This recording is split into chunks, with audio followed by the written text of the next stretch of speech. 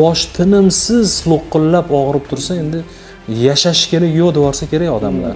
Tinimsiz bosh og'rig'i, xurujsimon, ko'ngil aynashi, yorug'likdan qochish, qorong'i kirib olish, shovqindan qochish, bu hamma faktorlar migrenni tashxislashda yordam beradigan faktorlar. Devorga urgisi kelaversa kerak. Hech qanaqa og'riq qoldiruvchilar yordam bermaydi birinchidan.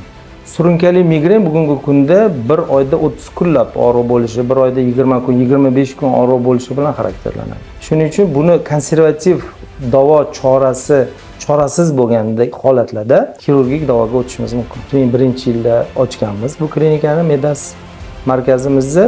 Shundan buyon biz Amerika hamda Ispaniya, Germaniya olimlari bilan yelkama-yelka turib tajriba almashib, ulardagi bugungi kunda bo'layotgan yengilliklardan boxabar bo'lgan holatda hamma yaxshilarini O'zbekistonga olib kelamiz.